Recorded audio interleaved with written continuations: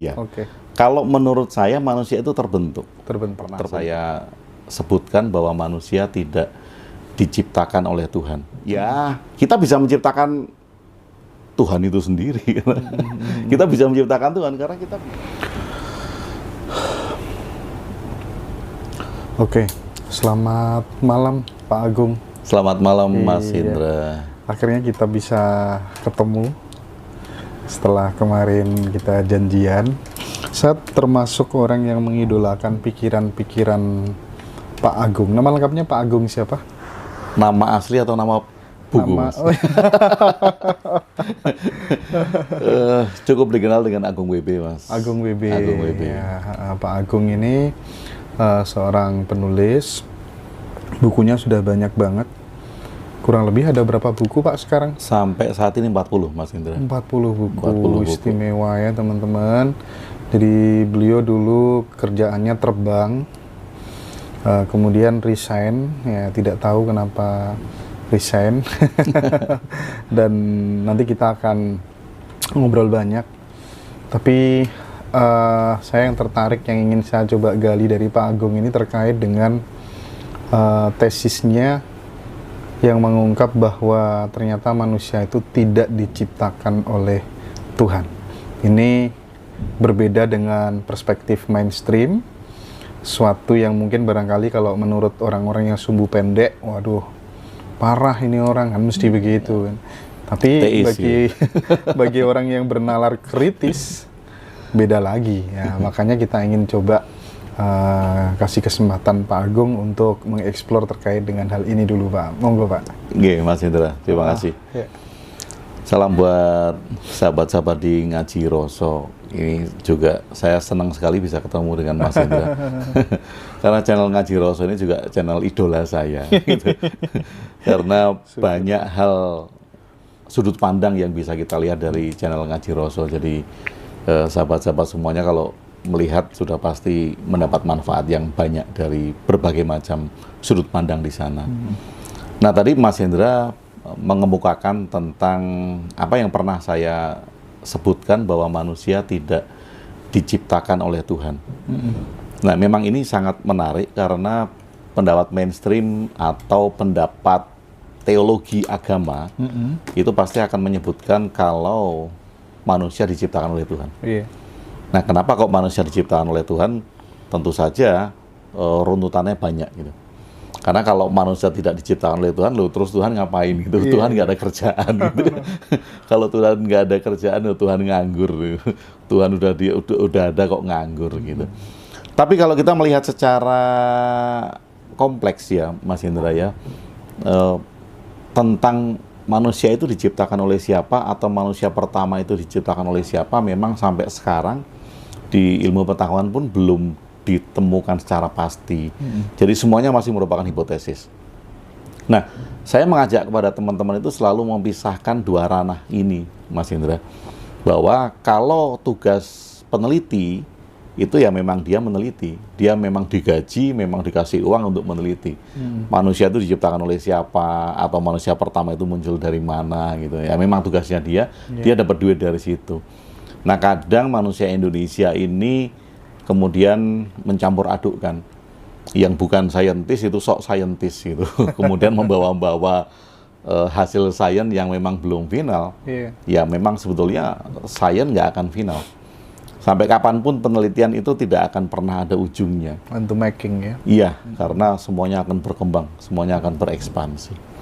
Nah, awalnya dari situ, Mas Indra. Awalnya dari situ, kenapa kok saya mengatakan bahwa manusia tidak diciptakan oleh Tuhan, supaya kita sendiri tidak terjebak dengan sebuah konsep yang kemudian kalau sudah pasti, kalau ada orang yang mengatakan pasti manusia diciptakan oleh Tuhan, lo peneliti nggak ada gunanya. Loh, justru peneliti itu kan berangkat dari hipotesa, betul. bukan dari kepastian. Kalau ada yang memastikan manusia sudah diciptakan oleh Tuhan, nggak ada penelitian, nggak ada ilmuwan, dan mereka nggak akan bergerak untuk ke arah sana. Nah, sekarang kalau kemudian kita bisa berpikir bahwa manusia tidak diciptakan oleh Tuhan, maka kita bisa menjadi bebas. Maksud saya bebas itu kita bertanggung jawab untuk bisa mengembangkan diri kita sendiri. tidak dibatasi oleh Tuhan itu sendiri. Karena ketika kita berpikir bahwa manusia diciptakan oleh Tuhan, kita akan dibatasi oleh sebuah konsep teologi tentang Tuhan itu sendiri. Iya. Lalu kira-kira proses terbentuknya manusia pertama, hipotesanya Pak Agung itu tadi, kira-kira gimana biar teman-teman tidak bingung begitu ya? Iya. Sebetulnya kita bisa melihat banyak ya dari sekarang informasi sudah banyak sekali, bahkan jurnal-jurnal ilmiah juga bisa kita lihat di sana. Tetapi kalau kita ambil mungkin 4,5 atau 5 miliar tahun yang lalu ketika bumi masih belum berpenghuni, makhluk pertama yang ada adalah bakteri atau ganggang. Bahkan kemudian oksigen pun belum ada. Kan kemarin juga ada yang tanya.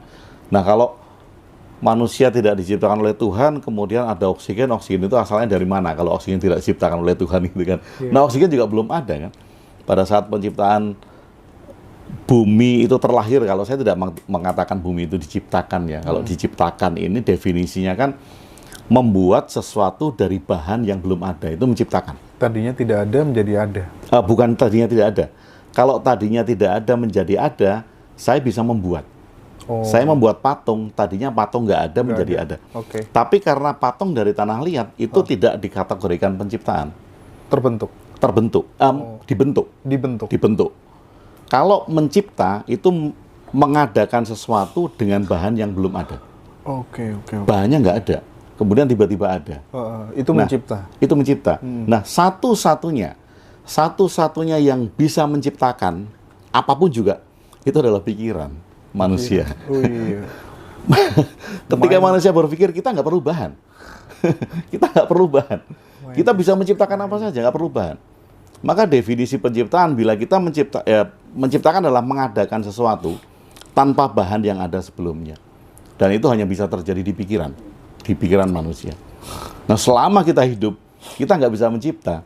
Kita hanya bisa membentuk, kita hanya bisa melahirkan, kita bisa melakukan proses.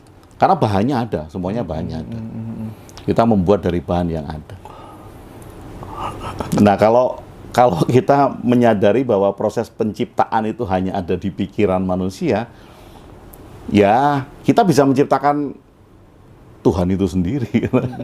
Kita bisa menciptakan Tuhan karena kita bisa menciptakan sesuatu tidak dengan bahan di pikiran. Berarti kalau keberadaan manusia sendiri sebenarnya memang sudah ada unsur-unsur yang ada kemudian di bumi itu, yang kemudian akhirnya manusia terbentuk seiring berjalannya waktu.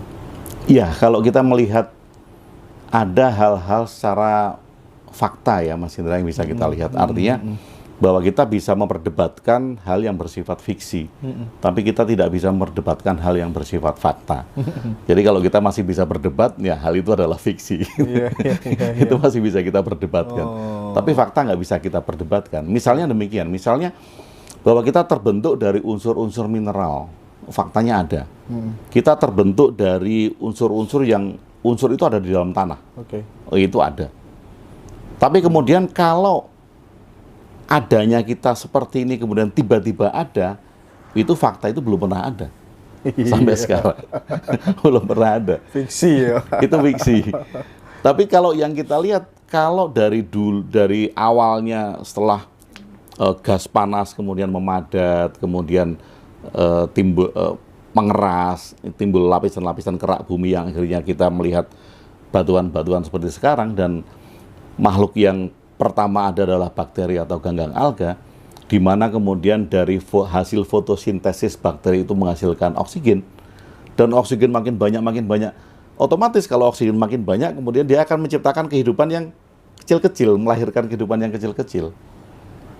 Nah, dari kehidupan yang kecil-kecil itulah tidak tertutup kemungkinan terjadi evolusi yang sedemikian panjang, sampai jutaan miliar tahun. Dan kita ada sampai sekarang. Konklusinya, manusia itu dicipta atau dibentuk? Tercipta atau terbentuk? Terbentuk, ya. Kalau menurut saya manusia itu terbentuk. Kenapa kok terbentuk? Kalau dibentuk kan ada yang membentuk. Kalau terbentuk dia by proses. dengan adanya fotosintesis, dengan adanya bahan-bahan kimia yang saling menyatu, kemudian sedikit demi sedikit membentuk kita apa adanya seperti sekarang ini. Toh kalau kemudian teman-teman pernah melihat anatomi tubuh manusia, kalau kita dibedah semuanya, daging kita dihilangkan, tulang kita dihilangkan, kita itu hanya serabut dari ujung tulang, ujung otak belakang sampai tulang ekor. Sama seperti kaki seribu. Kaki seribu yang hidup gitu, kaki seribu yang hidup, karena hanya itu saja. Yang membedakan kita terbalut oleh daging, terbalut oleh ada tulangnya, ada macam-macamnya, kemudian kita bisa terlihat seperti ini. Oke. Nah, Pak Agung, ini menarik banget, filosofis banget, logis, berbeda dari yang mainstream. Saya meresponnya begini. Lalu mungkin teman-teman yang awam akan bertanya, lalu posisinya Tuhan terhadap proses terbentuknya manusia itu di mana, Pak? Iya. Kalau saya sering mengatakan bahwa tapi mohon untuk dipahami dengan baik, mohon dipahami dengan baik bagi teman-teman juga, bahwa Tuhan nggak ada fungsinya. Tuhan nggak punya fungsi, Tuhan nggak ada fungsi. Bedanya Tuhan sama alam apa? Nah, ini merupakan cara pandang, Mas Indra. Maksudnya begini, kalau kita mengasumsikan bahwa Tuhan itu yang menciptakan manusia, yang mengatur kehidupan manusia, memberi rezeki, mengatur, kemudian memberi kesehatan dan segala macam, maka kita sudah mempersonifikasikan Tuhan. Tuhan dianggap sebagai sebuah objek atau person yang kemudian dia mengatur, karena dia punya peran, Nah, kalau Tuhan seperti ini, maka Tuhan membutuhkan perangkat. Nah, ketika Tuhan membutuhkan perangkat, maka terciptalah konsep teologi.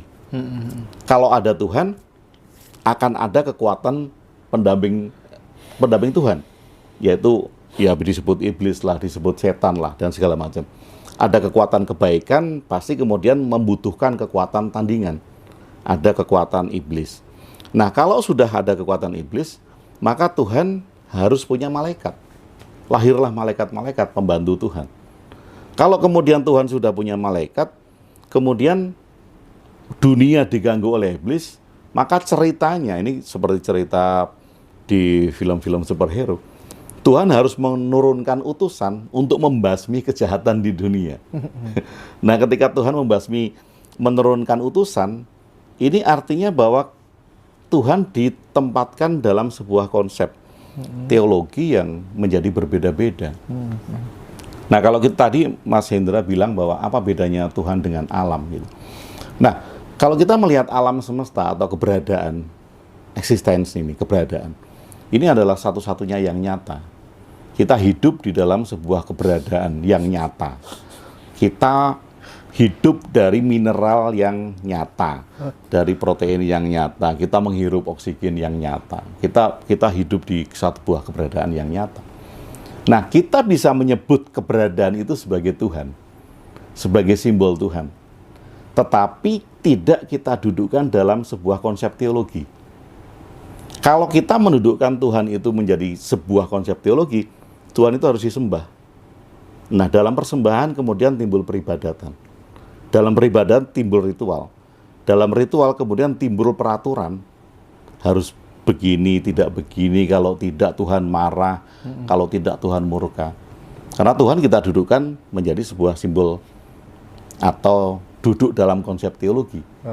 Tapi kalau Mas Indra tadi sebutkan, lalu bagaimana dengan alam? Gitu? Kita bisa menyebut alam itu Tuhan. Tapi kita tidak menyembah alam. Kita tidak beribadat untuk alam. Karena itu Tuhan ya hanya Tuhan saja tanpa konsep teologi. Dan kalau kita berpikir seperti itu, kita bisa menghargai semua hal di alam raya. Karena semua keberadaan ini bisa kita sebut sebagai Tuhan. Kalau misalnya saya bangun tidur gitu, kalau di dalam konsep teologi saya harus bersyukur kepada Tuhan gitu. Kepadanya itu karena Tuhan yang memberikan saya hidup. Dia sosok memberikan saya rezeki dan segala macam. Tapi bila saya melihat keberadaan ini apa adanya, saya bisa berterima kasih. Ya Tuhan, terima kasih aku bisa bernafas hari ini. Nah, Tuhan yang dimaksud itu bukan Tuhan yang duduk di singgasana di atas arsy sana tentu saja. Tapi ya semua keberadaan ini. Keberadaan yang kita rasakan, bumi yang kita injak, semua hal yang ada di dalam keberadaan.